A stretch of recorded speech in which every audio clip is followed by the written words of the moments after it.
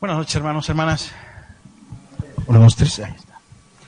Vamos a reiniciar nuestro estudio del libro de los Hechos y vamos a comenzar con el capítulo número 6. ¿Qué es lo que nosotros vemos ahí en el capítulo número 6 de Hechos? Comenzamos a ver, fíjense, cómo la iglesia comienza a organizarse, está creciendo. Si ustedes recuerdan la última clase del trimestre pasado, estábamos hablando sobre el capítulo número 5, donde había hombres, ¿verdad?, como Bernabé, que vendían sus posesiones para ayudar a los demás hermanos allá en Jerusalén, a los que estaban pues más afectados económicamente.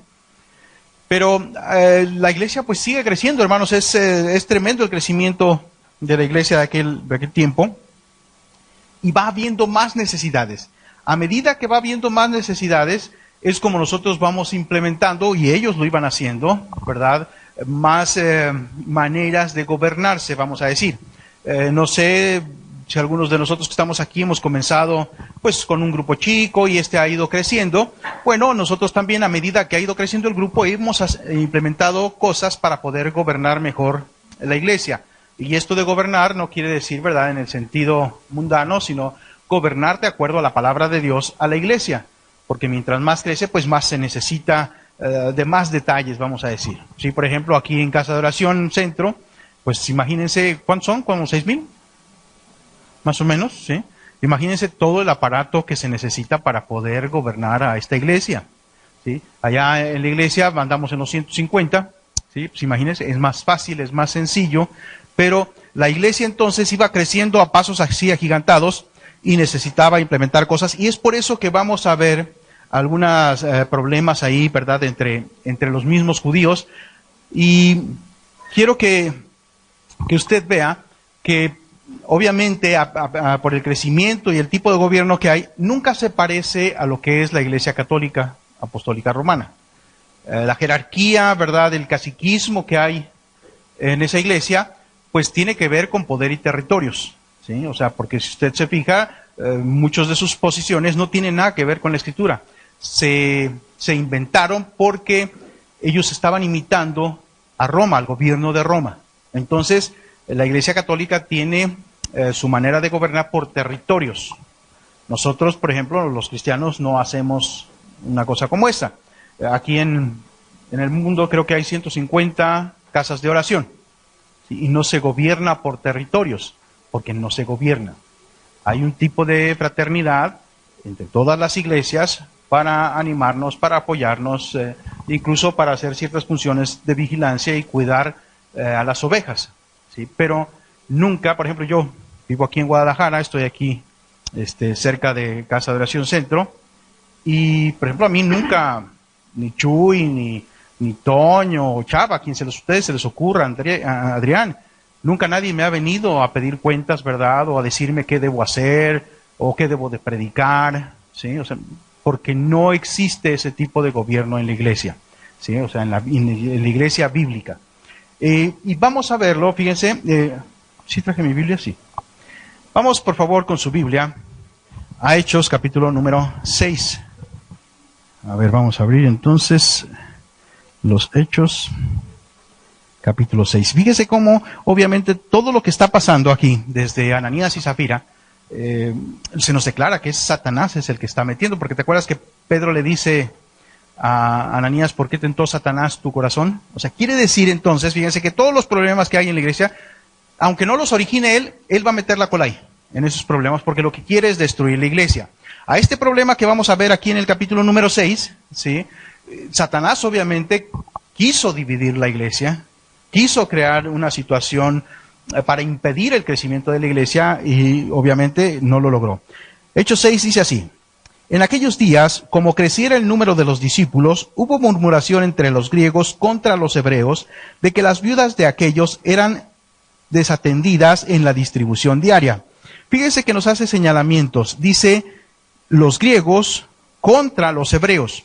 Esto no quiere decir que estos griegos eran los nativos de Grecia, o sea, helenos. No, eran los mismos judíos, pero que habían nacido en otras tierras, o sea, tierras griegas, pero eran judíos. Había entre ellos, obviamente, una clasificación, hermanos, en que, pues, los meros buenos pues, eran los hebreos, o sea, los hebreos nacidos en Jerusalén y en Judá, y ahí vivían. ¿Sí? Entonces, obviamente los griegos ven que no se les está dando el pan suficiente a sus viudas, y entonces ellos protestan. ¿Sí? Protestan, y la protesta, no crea usted que fue algo sencillo. Tuvieron que venir a intervenir los apóstoles, como vamos a ver. Dice, entonces los 12 convocaron a la multitud de los discípulos y dijeron, no es justo que nosotros dejemos la palabra de Dios para servir a las mesas. Buscad pues, hermanos, de entre vosotros a 7 varones de buen testimonio, llenos del Espíritu Santo y de sabiduría, a quienes encarguemos de este trabajo. Y nosotros persistiremos en la oración y en el ministerio de la palabra. Agradó la propuesta a toda la multitud, y eligieron a Esteban, varón lleno de fe y del Espíritu Santo, a Felipe, a Prócoro, a Nicanor, a Timón, a Parmenas y a Nicolás, prosélitos de Antioquía, a los cuales les presentaron ante los apóstoles, quienes orando les impusieron las manos. Déjeme ver el versículo 7, dice, y crecía la palabra del Señor, y el número de los discípulos se multiplicaba grandemente en Jerusalén. También muchos de los sacerdotes obedecían a la fe. Y entonces fíjese el golpe por la sabiduría que Dios está empleando en los apóstoles. El golpe a Satanás les ha asestado, ¿verdad? Y es vencido, porque cuando ellos hacen la propuesta para solucionar este problema, dice que los griegos aceptan de buen modo. ¿Sí? Entonces no hubo, vamos a decir, un problema que fuera más allá, sino que fue atajado siempre. Y esto se hace, hermanos, con sabiduría. Cualquier problema que haya en la iglesia, mal haremos en llegar, ¿verdad?, con la espada desenvainada y acabar con él. Eso no debe de ser, aun cuando nosotros, vamos a decir, tengamos la razón. Lo que hay que hacer es convencer al otro del error. Que él vea, o que ella vea, o ellos vean que están equivocados y que no hay realmente una mala intención en lo que hacemos. Yo en alguna ocasión, me acuerdo ahí en la congregación, tuve que hablar con algunos hermanos, porque, miren, hermanos, somos personas. Tenemos una personalidad, tenemos un carácter ya hecho. Y muchas veces, pues el carácter sale no porque querramos hacer mal, sino porque así somos.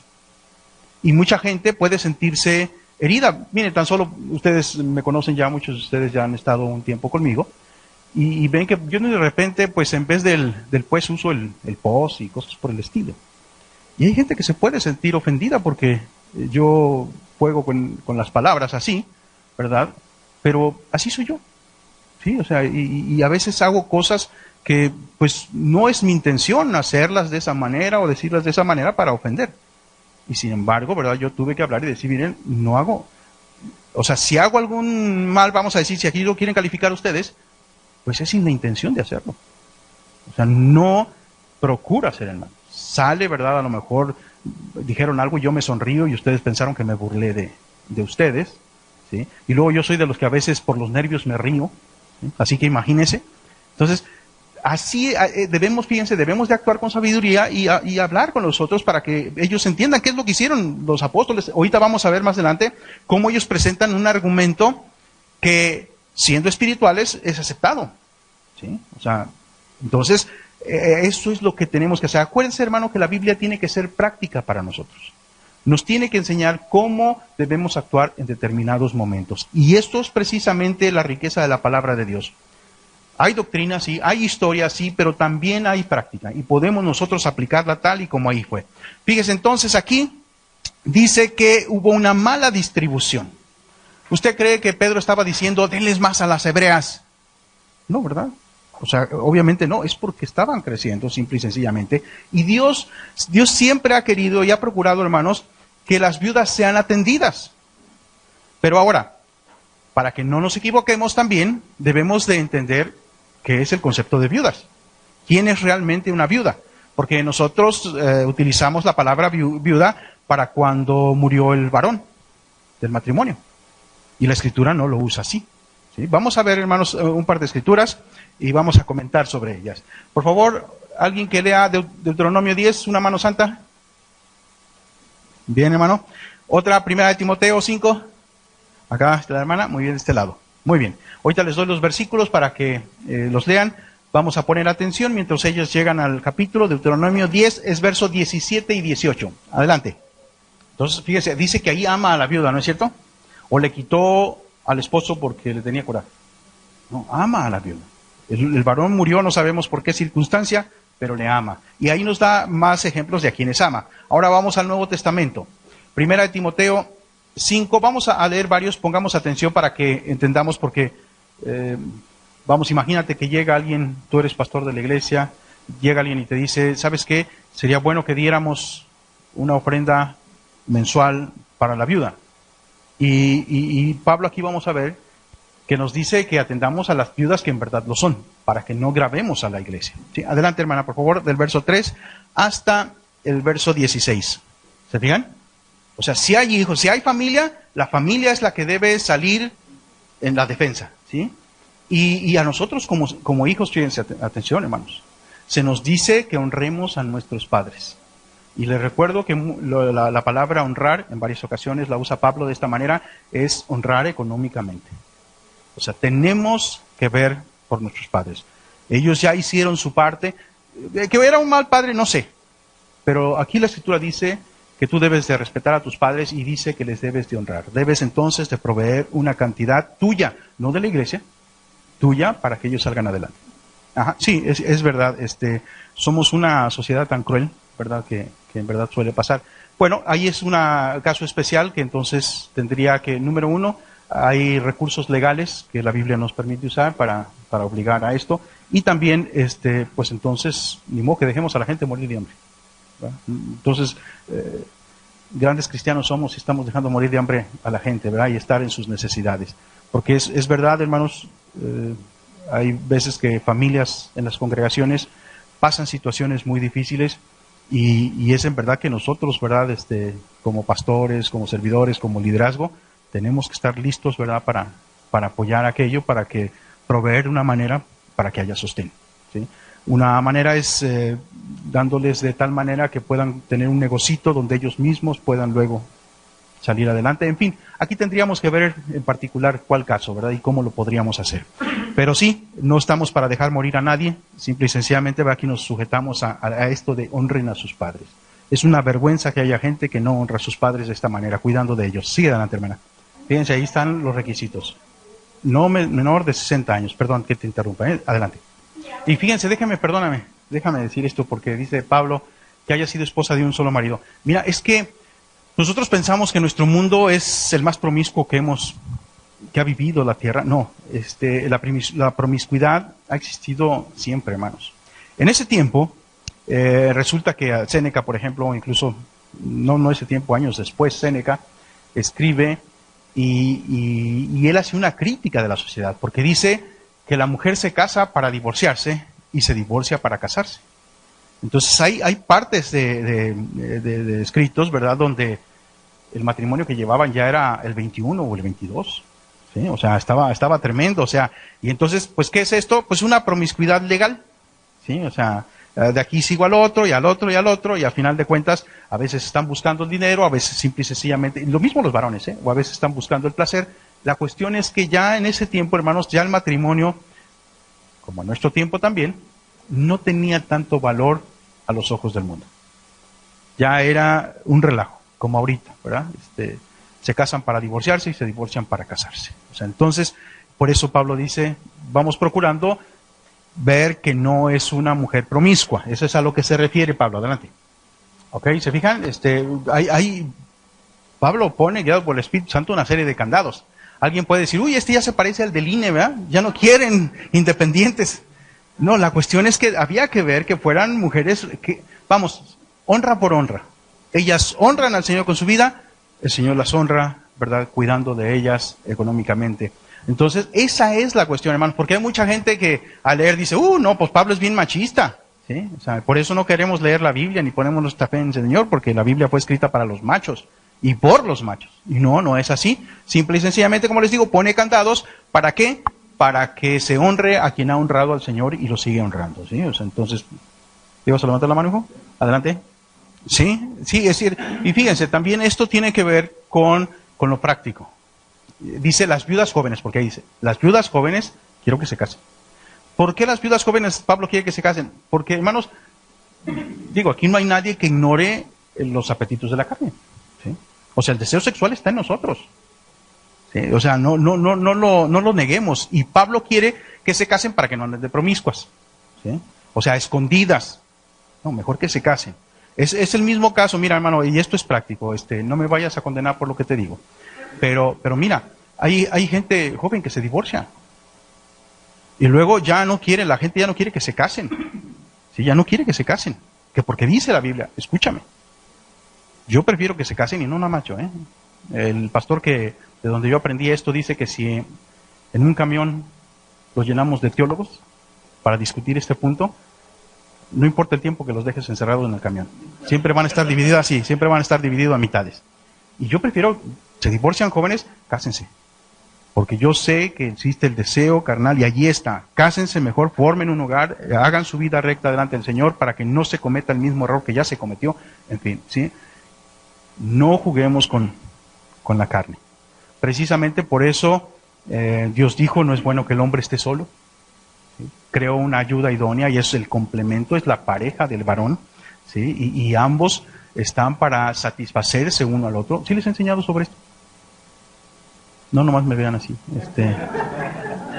Venga a Proverbios, vamos a hacer una ¿cómo se dice? Un paréntesis. Venga a Proverbios capítulo 5. Porque muchos tienen como tabú el sexo, hermanos. La Biblia no. La Biblia no tiene como tabú el sexo. Enseña perfectamente. Capítulo 5, ¿sí? Ya quiero que todos estén ahí, por favor, con su Biblia. ¿Ya está? Muy bien, miren, donde voy a comenzar es en el verso 15. Empieza a hablar y dice así: bebe el agua de tu misma cisterna y los raudales de tu propio pozo. Aquí lo que quiero que vean es, tenemos a Israel, una tierra semidesértica, donde el agua es muy valiosa. Y obviamente lo que está diciendo aquí el escritor es que debemos ser sabios con el agua. O sea, no porque tengamos agua, la vamos a desperdiciar. ¿Sí? Dice ahí, ¿se derramarán tus fuentes por las calles? O sea, ¿vas a tirar el agua por la calle? ¿Vives en una área semidesértica? ¿Vas a tirar el agua por la calle? No. Dice, ¿y sus corrientes de las aguas por las plazas? Pues no. Sean para ti solo, y no para los extraños contigo. Sea bendito tu manantial, y alégrate con la mujer de tu juventud. ¿Te fijas? Dios está pensando en el matrimonio como algo alegre. Cuando el matrimonio se vuelve serio y seco, hermanos, malo. Hay que reavivarlo, hay que buscar que haya alegría, que haya comunicación, como cuando estaba el noviazgo, ¿sí? Para nosotros. El noviazgo era una época en que pues todo era plática, risa, todo bien, porque había comunicación. Pero llega el momento muchas veces en nuestros matrimonios en que ya no hay comunicación. Y entonces eso se vuelve árido. Y Dios lo que quiere aquí es, alégrate con la mujer de tu juventud. Fíjate que cuando dice juventud, acuérdate que ellos se desposaban. Y aunque no vivían juntos durante el desposo, o sea, durante el compromiso, era como si estuvieran casados. Para Dios estaban casados. ¿Sí? Ya cuando el novio había preparado todo, o sea, ya que estaba el compromiso, el novio preparaba su casa, sus tierras, en fin, una serie de cosas que hacía. Y es el papá el que daba el visto bueno. Por eso, para que venga Cristo, Dios tiene que dar el visto bueno. La iglesia ya está lista, ya está preparada. Entonces el novio puede venir por ella.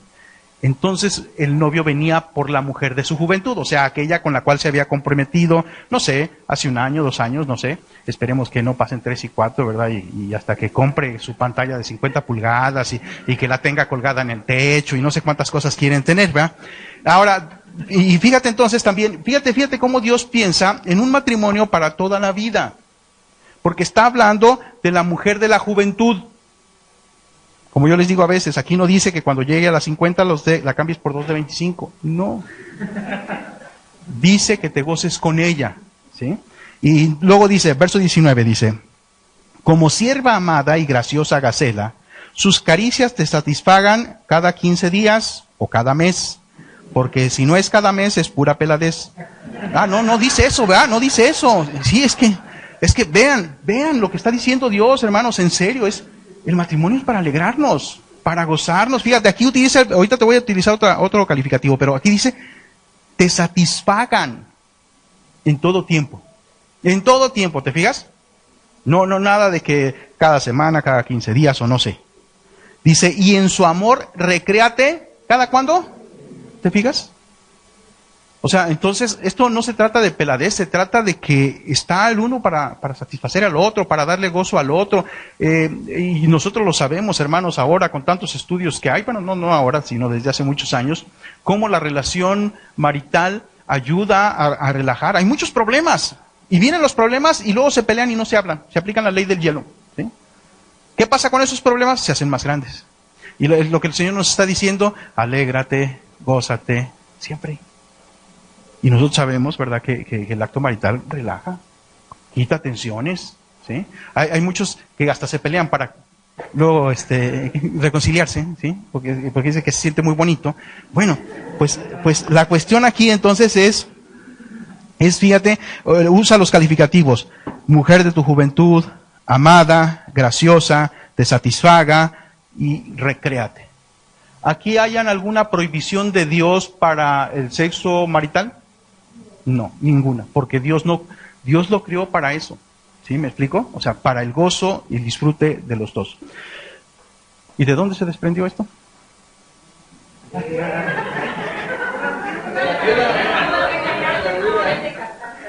Que se casen, pues, gracias, hermana. Porque yo digo, bueno, ya que sin estar diciendo todo esto. La cuestión entonces, fíjese qué es eso. O sea, por eso Pablo está poniendo ciertas medidas y por eso quiere que si están jóvenes se casen, porque jóvenes, hermano, es tener toda la fuerza, toda la vitalidad dentro. Y esa fuerza y esa vitalidad, mira, poca fuerza como lo es la atracción sexual. Poca fuerza como esa. Por eso hay muchos dichos en nuestro mundo que tú conoces, que yo no te voy a repetir, pero que tú conoces, y tiene que ver precisamente con esa fuerza que existe en la sexualidad. Nuestros órganos sexuales están ahí, se juntan un número, yo no sé, yo digo indeterminado, de terminaciones nerviosas, que es lo que hace, ¿verdad?, del gozo y el disfrute. Entonces, por eso mejor, yo prefiero que te cases y que hagas un lugar bien. No te quiero de promiscuo, eso es lo que está diciendo Pablo, y eso es lo que Dios quiere, hermanos. Entonces, para que entendamos por qué Pablo da estas indicaciones, pero estábamos hablando de la viuda. Esa es la razón de una viuda. Una viuda no es cualquier mujer que nada más, ¿verdad?, murió su varón. Ahí están los hijos. Si los hijos están chicos, bueno, hay que ayudarles. Tenemos que ver cómo le ayudamos a salir. Pero también tenemos que pensarlo de una manera sabia. ¿Qué es lo que vamos a hacer para que ella salga adelante? A mí me tocó ser testigo, aquí en esta iglesia, de cómo se ayudó a una viuda. O sea, y para mí fue un ejemplo. Esto de que lo estoy hablando yo es, no sé, hace 20 años o más de 20 años. ¿Sí? Entonces, y yo lo que vi, obviamente, del pastorado y del liderazgo es sabiduría para hacer las cosas. Porque, hermanos, allí está la Biblia y hay, obviamente, muchas leyes que no pueden moverse, pero hay otras en las que podemos ser flexibles para hacer algunas cosas. Ahí es donde entra lo que es la teología pastoral o la teología práctica. ¿Cómo hacemos las cosas para que la iglesia marche hacia adelante? Para que los creyentes no se queden por una falta de sabiduría del pastorado, del liderazgo, en cuanto a cualquier situación. Aquí estamos hablando de situaciones sexuales. ¿Sí me explico? Es por esa razón, hermanos. Entonces sí quedó comprendido más o menos la idea de lo que es una viuda. Sí, hay muchos candados, pero así tenemos que sujetarnos. Ahora, estos hombres, fíjate, que están trayendo este problema, dijimos que eran los griegos. Tienen mucha importancia, hermanos, los griegos, o sea, los helenos, en cuestión de la historia de la iglesia, porque desde el siglo 3 o 2 antes de Cristo, como estaba creciendo el número de los hebreos fuera de Israel, se pensó en traducir del hebreo al griego. Y allá en Alejandría, que ellos se ufanaban de tener una biblioteca, la más grande del mundo, ellos traducían todo libro, toda obra escrita que había en el mundo, para seguirse, vanagloriando de que ellos tenían la biblioteca más grande. Como ven crecer el número de los griegos, pues entonces mandan traer una Biblia hebrea, pero también que vengan hebreos. para hebreos que sepan griego para que la traduzcan. De ahí nace la Biblia que nosotros conocemos como la Septuaginta. Sí, a ver, levanten su mano los que sí conocen o han oído hablar de la Biblia Septuaginta. ¿Ok? Es una Biblia que la leyenda dice que fue traducida por 70 ancianos en 70 días, o sea, una cosa milagrosa. Eso no es cierto. Se tardaron un buen número de años en traducirla. Pero fíjese, es la Biblia que le sirvió a Pablo para enseñar, puesto que la mayoría eran griegos. Por eso las citas que nosotros vemos ahí en la Escritura a veces no nos checa con la nuestra, porque es la Septuaginta, ¿sí? O sea, es una traducción de la Septuaginta, y obviamente acuérdense que al pasar de un idioma a otro hay transliteraciones, ¿sí? Y esto no quiere decir que hay errores, no, simple y sencillamente transliteraciones para entenderse de una manera, y todo esto fue guiado por el Espíritu Santo. Así pues, que entonces todo el Nuevo Testamento, hermanos, fíjense, está basada en la Septuaginta. Es más, tanto se usó la versión Septuaginta que los judíos le tuvieron aversión. Ellos también la usaban al principio, pero le tuvieron aversión y usaron otra traducción que ellos mismos hicieron. Pero como la Septuaginta era dominio de los cristianos, ellos no quisieron. Recuerde que es por el año 80 más o menos, cuando en definitiva rompen relación con todo lo que fuera cristiano. ¿Sí? O sea, antes de eso consentían que cristianos entraran a sus sinagogas. Después de ese año se corrió la orden en el mundo de que no se aceptara a ningún cristiano. Acuérdese que ellos nos llaman, ¿cómo nos llaman? Gentiles, a ningún gentil. Y si un judío había aceptado a Cristo Jesús, era un gentil para ellos, no podía ser aceptado ahí en su grupo, en su sinagoga. Ahora fíjense que cuando estos griegos protestan, vienen los apóstoles y les dicen, escojan 7 varones. Pero fíjense que no les dijo hebreos. Si ustedes se fijan, todos los varones son griegos. O sea, esto dijo, ok, ustedes están viendo el problema, solucionenlo ustedes. Nombren 7 varones que sí les ponen ciertos requisitos que vamos a ver. Número 1, varones de buen testimonio, dice ahí. O sea, tenían que ser en realidad, por ejemplo, no parranderos o irresponsables, sino tenían que tener un buen testimonio. Número 2, dice que deben de ser llenos del Espíritu Santo. Ellos son cristianos, son griegos cristianos, hebreos cristianos. Entonces le dice que tienen que ser llenos del Espíritu Santo y de sabiduría. Entonces no es cualquier cosa, ¿se fija? 3 condiciones. Buen testimonio, llenos del Espíritu Santo y llenos de sabiduría. Entonces no a cualquiera.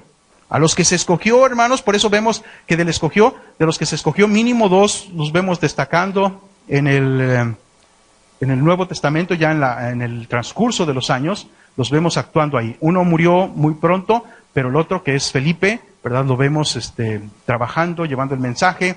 Incluso sabemos, por lo que la Escritura nos dice, que sus hijas, ¿sí? Sus hijas de Felipe eran profetas, o sea, estaban actuando. Y quiero que sepan que hay de los escritos que son fuera de la Biblia, ¿sí? Hay el testimonio de que una hija de Nicodemo también estaba llevando el Evangelio, ¿sí? Entonces, el trabajo que se estaba haciendo era enorme. Y fíjense, en estos 7 varones que se está hablando aquí, de ahí comienza lo que nosotros llamamos muchas veces el diaconado. La palabra diácono quiere decir siervo, ¿sí? O sea, los servidores de la iglesia. No aparece la palabra diácono, pero de ahí nace la idea del diaconado. Recuerde que yo le comenté al principio que la iglesia, a medida que fue creciendo, fue utilizando más herramientas para poderse gobernar bien.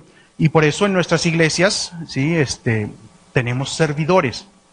Mire, si no existieran ustedes como servidores, el ministerio de cualquier pastor, yo, por ejemplo, yo pienso el mío en la iglesia, sería un desastre, sería un caos, ¿sí? Porque es una bendición los servidores, porque ellos nos pueden ayudar a hacer cosas que nosotros no podemos hacer, y no porque, por ejemplo, barrer, no porque no lo podamos hacer, sino porque somos responsables de algo más adicional a eso, ¿sí? Que tiene que ver con... Porque, sí, fíjate, yo a veces quiero usar la palabra importante, pero no es que sea más importante predicar que barrer.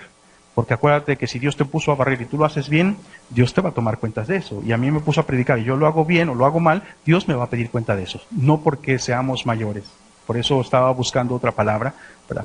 Pero son áreas, sí, son áreas que se tienen que atender y que yo no podría atenderlas, ¿sí? Por ejemplo, Yo a veces le digo a la gente, mira, yo soy de familia por parte de mi padre, de carpinteros. Todos ellos son carpinteros. Y adivina qué, yo no sé clavar ni un clavo. ¿Sí? O sea, fíjate nomás. Entonces, cada quien tenemos ciertos talentos que debemos de utilizar para la gloria de Dios. Entonces, así lo hacen. Hay hermanos que se ocupan de lo físico, hay hermanos que se ocupan del mobiliario, hay hermanos que se ocupan de la limpieza, hay hermanos, en fin, todas las áreas que usted ocupa, de la enseñanza, en fin, ¿sí? Y entonces, estos servidores, hermano, fíjate, no es que sean menos, fíjate las características: buen testimonio, llenos del Espíritu Santo y sabiduría. ¿De qué estas características las debe de tener un pastor? Claro, así como las tiene que tener un servidor, ¿sí? Entonces, otra vez, no se les puso una medida o un estándar bajo, sino un estándar alto, y hubo 7 varones nombrados rápidamente, a los cuales se encontraron, de los mismos hebreos. Así que, fíjate, la sabiduría de los apóstoles, para que no digan que nosotros luego vamos a manipular las cosas y de todos modos sus vidas van a seguir mal atendidas.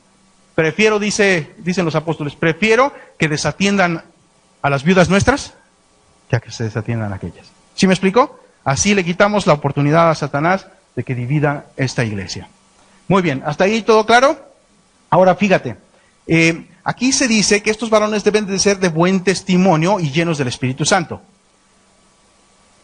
No se dijo, tráiganme a los mejores administradores. Pedro no dijo, tráiganme a los mejores oradores, sino varones llenos del Espíritu Santo. Y llenos del Espíritu Santo, hermanos, se nos ordena ser todos. ¿Qué es llenura del Espíritu Santo? Vamos a ver en la Escritura un pasaje que es característico. Efesios capítulo 5, ¿quién levanta su mano? ¿Alguien que no lo haya hecho? Hermana, muy bien. Gálatas 5, ¿quién más? Acuérdense que no estamos tomando la lectura. Ok. Efesios 4, muy bien. Primera de Timoteo 3, allá atrás, muy bien. Les di de una vez los capítulos de todo lo que vamos a leer para ver esta fracción. Y ahorita les doy los versículos. Vamos a poner atención en quien esté leyendo para entender bien. Efesios 5, versos 18, 19 y 20. ¿A quién le tocó? Muy bien, adelante, hermana, por favor. Fíjense, un momento, vamos a ver aquí. Fíjense aquí, o sea, Pablo está hablando en imperativo, es una orden. No se embriaguen. ¿Qué es lo que pasa cuando la persona se embriaga? Toma el vino llega al estómago, es absorbido en la sangre corre por todo el cuerpo, llega al cerebro. ¿Y qué le hace? Lo domina, o sea, hace que pierda el control a final de cuentas el vino, ¿sí? Está controlado por el vino. Perdió el control de lo que hace, ¿sí? Muchas veces. Y conocemos, por ejemplo, hay borrachos que les da por llorar, hay borrachos que les da por cantar, ¿sí? Hay borrachos que les da por hablar, ¿sí? O pelear, es cierto. Entonces perdieron el control de sí mismo y los gobierna el vino. Pablo está poniendo este ejemplo para decirnos que no debemos ser controlados por el vino, sino ser llenos del Espíritu Santo. ¿Qué es ser llenos del Espíritu Santo, hermanos? Es ser controlados por el Espíritu Santo. Eso es una persona y nosotros debemos serlo. Y aquí no dice que eso sucede una sola vez en la vida. Debe ser constante. Porque hay veces, hermanos, que sí somos llenos del Espíritu y hay veces que no. ¿Sí? Por ejemplo, yo se los he dicho, usted está en el estadio de las Chivas, viendo Chivas América, grito y grito. ¿Ahí usted necesita ser lleno del Espíritu Santo? Pues no. No, ¿para qué? Pero usted está testificando, está llevando el Evangelio, hay puertas, hay personas, ¿ahí necesita ser lleno del Espíritu? Ahí sí. ¿Qué es esto, hermanos? Tiene que ser controlado, esto es lo que dijimos, tiene que ser controlado por el Espíritu Santo. Hay veces que nosotros no somos muy dados a hablar, nos faltan las palabras, pero si confiamos en que el Espíritu Santo nos va a dar palabras, lo vamos a hacer. Y nos vamos a sorprender de nosotros mismos. A mí quiero que sepa usted, aquí ya llevo poco más de media hora, hable y hable. Pero si no estuviera dando clases y estuviéramos sentados en una mesa, pues se me hace que 3 minutos a mí se me hizo mucho para hablar. Yo no soy platicador. No soy platicador. Pero si se trata de hablar de las cosas del Señor, pues ándele, que ahí voy. ¿Sí? Como dicen, me peino con la lengua. ¿Sí? Pero eso fue desde el principio la gracia del Señor. ¿Sí? Porque a mí pronto me invitaron a predicar y yo decía, esto es voluntad de Dios y entonces Él me va a ayudar y así fue. Y entonces Vea usted, eso es ser controlado por el Espíritu Santo. Hay veces que eres temeroso para hablar con la gente, pero si tú le crees a Dios, vas a encontrar el valor para hablar con la gente. Tú no sabes qué le está pasando a la otra gente, porque caras vemos, corazones no sabemos, así dice nuestro dicho, ¿verdad? Pero ándale que si estás abriendo tu boca para dar testimonio, el Espíritu te va a llevar hacia esa área que está necesitando la otra persona. Y que muchas veces has vivido tú, en alguna ocasión la viviste. Tu problemática le sirve a Dios para que en un momento determinado te empates con esa persona. O esa persona se empate contigo y sea captada. O sea, es el poder del Espíritu Santo obrando. Por eso a nosotros se nos pide que hablemos. ¿El convencimiento de quién viene? De Dios, del Espíritu Santo. Por eso hasta te salen versículos que... ¡ah! ¿De dónde salió eso? Es el Espíritu el que está hablando, ¿sí? Entonces, eso es ser controlado por el Espíritu Santo. Controlado por el Espíritu Santo, escúchame, no quiere decir que te brincas aquí en la mesa y empiezas a gritar aleluya y gloria a Dios y empiezas a hablar en lenguas, ¿verdad? No, eso no es controlado en el Espíritu Santo. Eso es descontrolado en el Espíritu Santo, ¿sí? Y a mí me tocó en una ocasión que en una iglesia, fíjate, de repente está predicando el pastor y se para, ¿verdad?, una persona arriba de la silla y empieza a grito y grito. O sea, y se molestó porque según él estaba siendo controlado por el Espíritu y le apagaron el Espíritu. No, ¿verdad? Ay, acuérdense que Pablo dice que todo se haga decentemente y con orden, ¿sí? Entonces, en la expresión espiritual tiene que haber orden. Muy bien, sigue leyendo por favor, hermana. Amén. Fíjate que bueno, es de muchas maneras, pero hay una forma que el Espíritu me ha ayudado a través de los años, y es, fíjate, recordando un canto.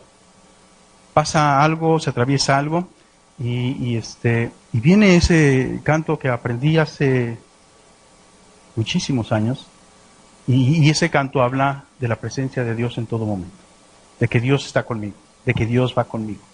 Entonces, eso es ser lleno también del Espíritu, o sea, ahí está, y yo empiezo a cantar en automático, hermanos, ¿sí?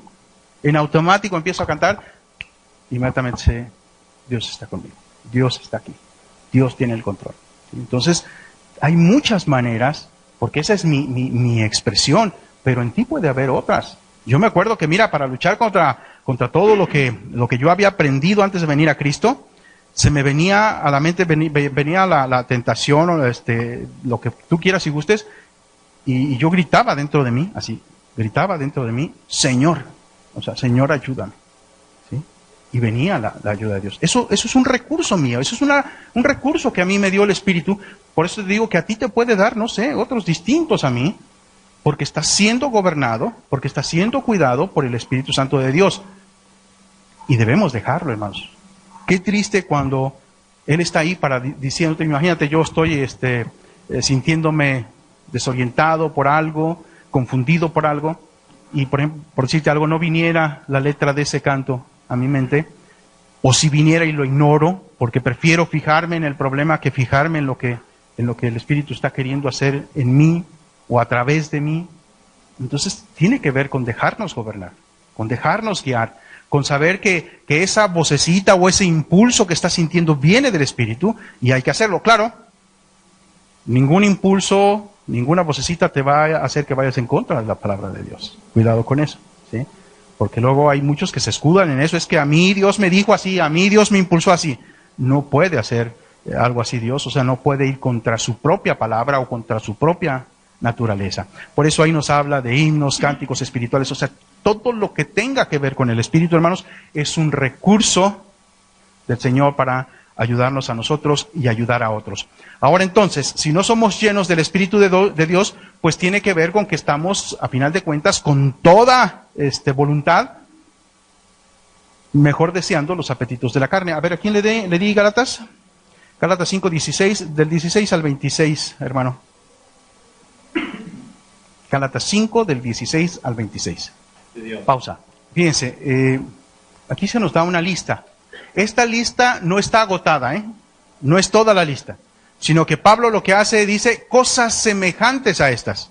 O sea, ¿ves algo que sea semejante a eso? Ah, bueno, eso es una obra de la carne. Si tú la puedes acomodar por ahí, es una obra de la carne. Entonces, no busquemos una excusa, porque hay quien me haya dicho, mira, hermano, por ejemplo, fumar no es un pecado, ¿sí? Pero cuando estás abusando del tabaco, obviamente estás dañando tu cuerpo. ¿Dónde encuentras ahí prohibido eso? Porque, ¿sabes qué? Mira, a mí me dijeron cuando yo estaba chavo que la marihuana no hacía daño, que era mejor que el cigarro.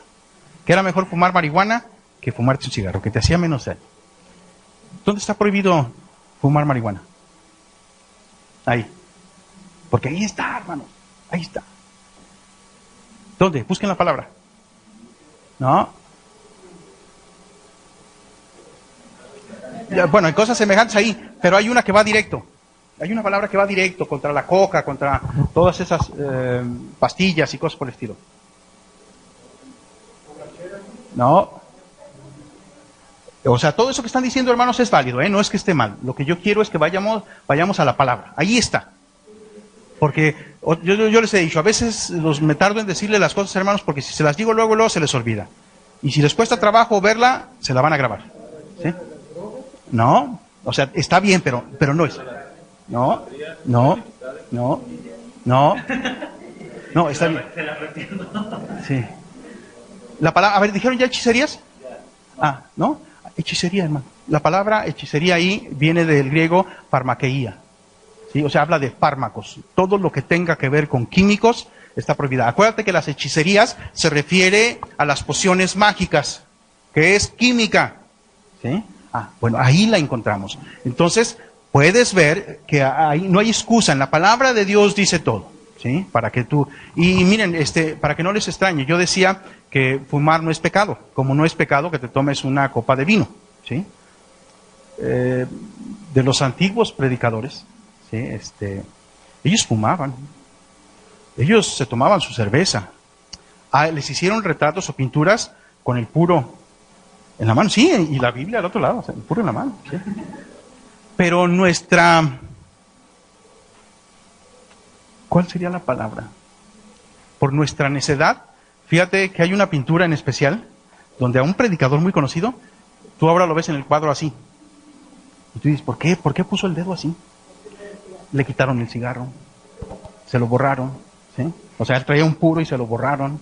O sea, hermano, no te asustes, ¿sí? No estoy promoviendo nada, porque luego vas a decir, ay, sí me puede echar un six-pack. Acabo el pastor dijo que... No, hermanos, esto, fíjate, tiene que ver con nuestra decisión. ¿Qué hacemos con lo que...? Acuérdate que Pablo nos dice que tenemos que tener cuidado con nuestra libertad, porque nuestra libertad puede ser tropiezo de otros. Entonces, ahí tú le tienes que medir, hermano, sí, hermana. O sea, acuérdate, no se nos está obligando a nada, tiene que ser nacido de nosotros. Y cuando lo que tú hagas nace de ti, obviamente es ofrecido al Señor y el Señor lo acepta con agrado. No porque sea una ley, es porque tú quisiste honrarlo de esa manera. ¿Sí me explico, hermanos? Digo, para que no les suene por extraño. Muy bien. Ahora entonces, eso es todavía no terminas, ¿verdad, Memo? No. Ok, adelante. Ahí terminamos. Muy bien. Entonces aquí vemos los deseos de la carne y lo que es el fruto del Espíritu. ¿Qué persona será llena del Espíritu? ¿La que tiene qué frutos? Pues el fruto del Espíritu, ¿sí me explico? O sea, porque si andas pues borracho o drogado, pues no es que estás lleno del Espíritu Santo, aunque tú te creas muy espiritual. Tu mente está confundida. ¿Sí? Si eres un hombre con amor, gozo, paz, paciencia, benignidad, bondad, fe, mansedumbre y templanza, pues puedes ser lleno del Espíritu Santo. ¿Por qué? Porque estás permitiendo que la obra del Espíritu se haga en ti. Entonces, ¿cuántos son los frutos? Uno. Es un fruto que tiene 9 gajos, hermanos. No se les olvide, porque no son los frutos, es el fruto del Espíritu. Y ese vino a nosotros cuando recibimos el Espíritu Santo. Que nosotros no querramos ejercer ese fruto o ese gajo, ¿sí? Es nuestra decisión. Porque, por ejemplo, amor, gozo, paz, paciencia. Pues mira, podemos tener los gajos del amor, del gozo y la paz muy grandes. Y a veces el gajo de la paciencia todo pachichicito, sin jugo. Si tú ves un fruto así, ¿te lo comerías? Dices, no, usted está enfermo. Para que veas lo que piensa el Señor cuando nosotros no tenemos desarrollados los 9 frutos. ¿Sí? Tiene que haber mucha paciencia en nuestro corazón. Muy bien. Y luego fíjate entonces, todos los diáconos, o sea, todos los servidores, si hacen cosas, si se les pide hacer cosas, por una razón. ¿A quién le di 1 Timoteo 3? Muy bien, hermana, por favor, el verso 10. Si fijas, hay una prueba. Sean probados primero. Entonces, hermano, ten paciencia. O sea, yo sé que a lo mejor tú Tú lo que dices es que yo quiero dar clases en la iglesia infantil o a los adultos o quiero predicar. Esto como no es algo que va a suceder así o que deba suceder así, porque si tú te acuerdas, el predicador o el obispo, el pastor no puede ser un neófito. El crecimiento lleva su tiempo. Crecimiento quiere decir experiencia y la experiencia no te la puedes ahorrar. Tienes que vivirla para poder ministrar bien a la iglesia del Señor. Entonces, no te ofenda que se te ponga a prueba, ¿sí? Hay gente que si le pides, oye, por favor, sacas la basura que quedó en la cocina. La basura yo, no hombre, ¿sí? O sea, yo soy Juanito de tal, ¿sí? O fulanito de tal, ¿sí?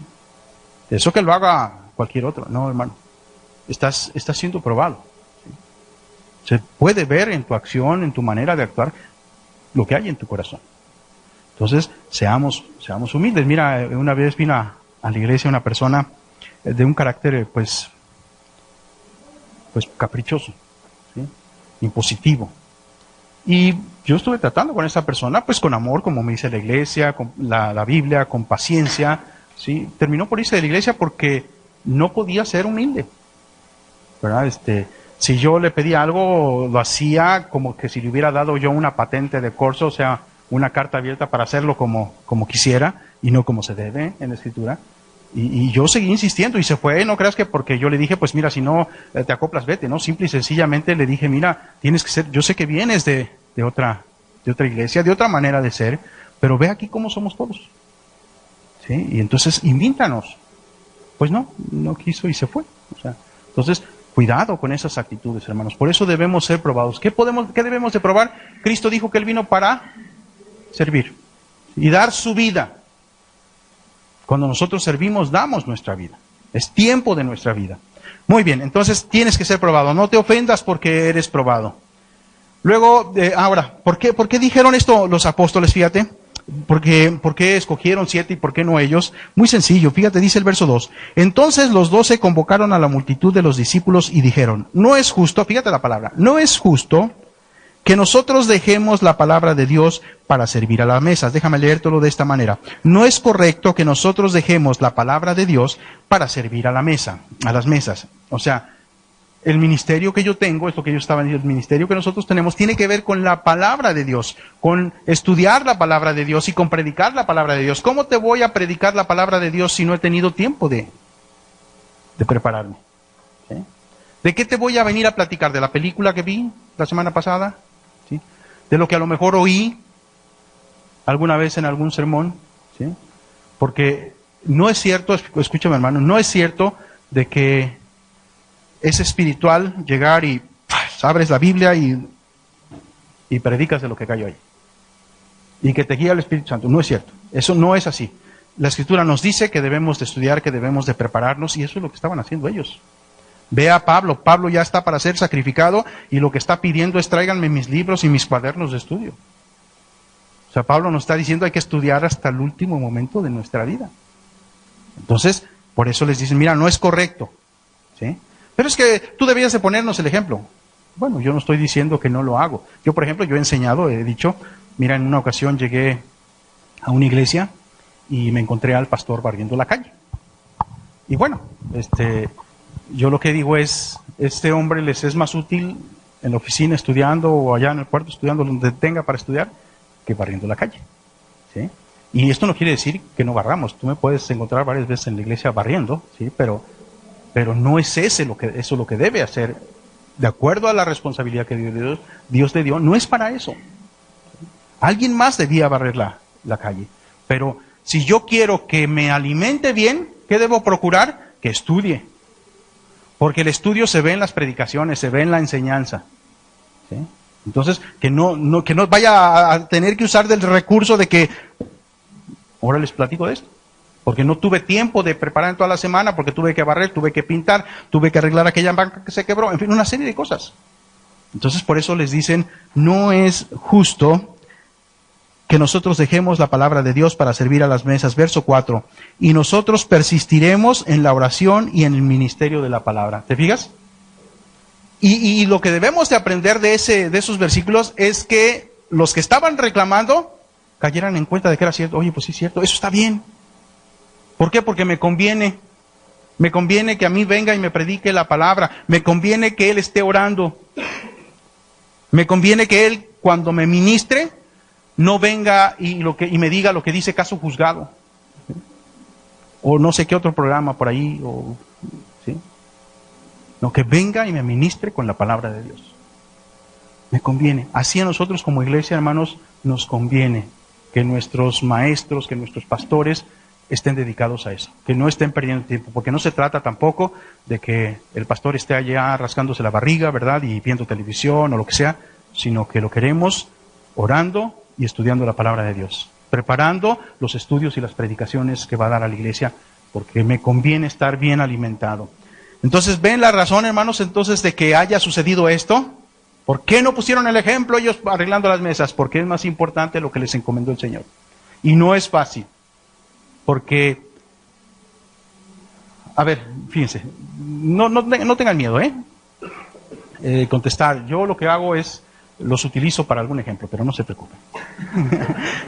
No tengan miedo. A ver, ¿a cuántos de ustedes así les nace leer? Levanten su mano. Leer. Ok, baje su mano. ¿Se fijan? No hay muchos que leen.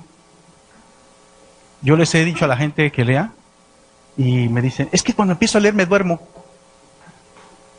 O sea, ¿ves lo importante que es estudiar? Si a muchos no les gusta leer. Yo, por ejemplo, yo puedo enseñarte mi biblioteca y yo te puedo decir, mira, de aquí, no sé, el 10% me gustan. Los otros los leo y los estudio porque tengo que estudiarlos. ¿Sí? O sea, no que no me guste, tengo, es mi deber. Es mi deber estudiar. ¿Para qué? Para poderte enseñar de la manera correcta. ¿Sí? ¿Sí me explico, hermanos? O sea, entonces, una cosa es el gusto, pero yo lo que quiero que veas con este ejemplo es, si a ti no te gusta leer, imagínate ahora estudiar, estar metido en el estudio de la palabra de Dios. No es tan fácil. Mucha gente piensa que, qué fácil los pastores. No es fácil. Cuesta. Y esto tiene que ver, fíjate, de mi conciencia de estar delante de Dios. Porque yo te puedo decir esto y llego y me levanto a las 10, 11 de la mañana, ¿verdad? En lo que me desperezo, me baño, me echo un cafecito, ¿verdad? Y me voy luego a estudiar. A las 3 de la tarde ando llegando a la oficina y a las 6 ya me salí porque estoy cansadísimo de estar leyendo, o sea. Pero esto es mi conciencia delante de Dios. A mí alguna vez me dijo, oye, pero si tú no vas y checas tarjeta. No, bueno, fuera que yo fuera y checar la tarjeta. Yo estoy delante del Señor, o sea, a mí me está viendo lo que yo estoy haciendo, ¿sí? ¿Se fijan, hermano? Ahí tiene que ver con la conciencia de nuestra relación con Dios. Entonces, para que usted no tenga que estar juzgando, usted debe ver, otra vez, usted debe ver en sus pastores y en sus maestros la calidad de la enseñanza. La calidad de la enseñanza. Si no, es que algo está fallando, algo está saliendo mal. Ahora entonces, escogieron a estos 7, fíjense, y no nada más les dijeron, ok, muchachos, pues ahí se van, ¿verdad? Ahí arréglenselas. No, fíjense que nos dice la Escritura que les impusieron las manos, ahí en el verso número 6, dice que les impusieron las manos. Ahora, las manos, en el Nuevo Testamento, imponer las manos tiene que ver con ciertas cosas, ¿sí? Por ejemplo, listos, voy a repartir versículos, ustedes estén listos para levantar la mano, ¿ok? Mateo 19. Híjole, están bien listos. Bueno, ahí está ya, hermano. Marcos 5. Allá atrás, muy bien. Hechos 8. Allá. Hechos 13. Ok. ¿Ya leíste? No, muy bien. Hechos 13. Primera Timoteo 4. Muy bien. Segunda de Timoteo 1. Okay. Muy bien. Ahorita les digo los versículos, ustedes ubíquense en la cita que les di, en el capítulo que les di. Les estoy dando tiempo para que ustedes vayan llegando allá. Y luego nos lean, por favor, en voz alta, ¿sí? Vamos a ver por qué se imponen las manos en el Nuevo Testamento. Mateo 19:13, por favor, en voz alta. Ok, aquí el caso nada más que quiero que vean es que las manos se imponen para orar por los niños. Por ejemplo, este domingo pasado hubo la presentación de un niño. ¿Sí? Esto de la presentación de un niño no quiere decir que se lo presentamos a Dios. Dios ya lo conoce. ¿Sí? Él lo formó desde el vientre de su madre. Pero presentamos a la congregación al niño para que lo conozcan y estén orando por él. Recuerde que no bautizamos niños. ¿Sí? El bautizo se hace a personas conscientes de la decisión de fe. Ahora entonces, a los niños se les impone, y se les puede imponer, ¿verdad?, por muchas razones. Sí, que es un niño, que fíjate, me acuerdo de ahorita de un pastor, hermano, que tenía problemas con su hijo porque su hijo no ponía atención en la escuela y iba tremendamente mal. Entonces lo que él decidió hacer es que oraba con su hijo mientras estaba despierto, pero luego iba ahí a la cama cuando el niño ya estaba dormido y también le imponía las manos. Sí, y yo le quiero decir, el muchacho salió, sí, una estrellita, ahora es estudioso tremendamente. O sea, podemos cambiar con la oración y la imposición de manos. Luego, porque aquí dice que querían que les impusieran las manos, hermanos, y si querían que les impusieran las manos, pues tiene que ver con que puede haber un cambio, si no, ¿para qué les imponemos las manos? ¿No es cierto? Espérenme porque aquí me apareció un letrerito, listo. Marcos 5, 23. ¿Para qué entonces se ponen las manos? Para orar por los enfermos. Hechos 8, 17. Adelante. Ok, entonces también se ponen las manos para recibir el Espíritu Santo. Escúcheme, no es aquí un segundo bautismo ni nada por el estilo. Tiene que ver cuando una persona acepta a Cristo Jesús, ¿verdad? Lo que yo hago es pongo mis manos en la cabeza de la persona y oro, simple y sencillamente. Porque es más, si esta persona abre su corazón a Cristo Jesús, ¿necesita que yo le imponga las manos? No, solo pasa, ¿verdad? Pero aquí, obedeciendo lo que dice la palabra de Dios, hay que imponer manos también sobre ellos. Ahora, no nada más para eso, sino para ciertos tipos de servicios. Fíjese, Hechos 13:3. ¿A quiénes? A los apóstoles, a Pablo y a Bernabé, ¿sí? Los impusieron las manos para encomendarles un trabajo. Imagínense, es Pablo. ¿Habría necesidad urgente de imponerle las manos? No, pero están cumpliendo con imponer sus manos para encomendarlos a una tarea. Ellos son hombres de Dios, son hombres que tienen al Espíritu Santo y son controlados por el Espíritu Santo, pero la iglesia pone sus manos sobre ellos para que ejerzan este ministerio. Así, por ejemplo, cuando hay ordenaciones, ¿sí? Aquí en la congregación, ¿les ha tocado ver alguna ordenación? Sí, o sea, bueno, nada más a 1, 2 por aquí, 3, 4, bueno, muy bien. La cuestión es cuando se hace una ordenación, pues no es que la iglesia nos esté ordenando o los pastores que nos imponen la mano nos estén ordenando a hacer ese ministerio. El Espíritu Santo ya nos envió, es el reconocimiento de la iglesia al imponer las manos para los hermanos para enviarlos, ¿sí? O sea, pero bien puede, mire, un gran pastor y predicador de la historia, a él nunca le impusieron las manos. Y cuando le preguntaban si él pues estaba mal o estaba necesitado de que le pusieran las manos, él dijo que no. ¿Sabe quién es? Spurgeon, Charles Spurgeon. Sí, él fue enviado por el Espíritu Santo y fue a hacer la tarea que le dio el Espíritu Santo. Pero otra vez, aquí tiene que ver con normas, conseguir normas. En las ordenaciones, entonces hay que poner las manos. Primera Timoteo 4:14. Ok, se fijan aquí. Timoteo, miren, hermanos, Timoteo era un hombre que estaba titubeando, ¿eh? Se le escriben 2 epístolas, o sea, Pablo le escribe 2 epístolas. Y le recuerda lo que él es, quién lo envió. Entonces le está pidiendo, mira, recuerda la imposición de las manos del presbiterio. ¿Cuál es el presbiterio? El grupo de pastores o ancianos que lo está enviando al ministerio. Entonces, para que usted vea, ahora, Timoteo triunfó o fracasó. Porque le escribió 2 cartas, ¿eh? Y las 2 cartas son para animarlo. ¿Qué le pasó a Timoteo? ¿Fracasó o tuvo éxito? Fuerte, fuerte, fuerte. ¿Por qué tuvo éxito? ¿Cómo sabemos? Porque creo que es Hebreos donde se dice que Timoteo ya salió de la cárcel y viene a seguir en el ministerio. O sea, cambió, obedeció, puso su fe en práctica. Muy bien, 2 Timoteo 1:6. ¿Se fijan? O sea, presbiterio, yo también, o sea, se fijan, o sea, Timoteo era un pastor joven, un pastor que estaba titubeando, pero a final de cuentas salió adelante, ¿sí? O sea, el poder del Espíritu lo llevó hacia adelante y por eso hablamos de Timoteo, un joven que creció en la fe y en el conocimiento de Dios. Vamos a detenernos ahí, hermanos. Gracias por su atención. Continuamos la semana que entra, primero Dios.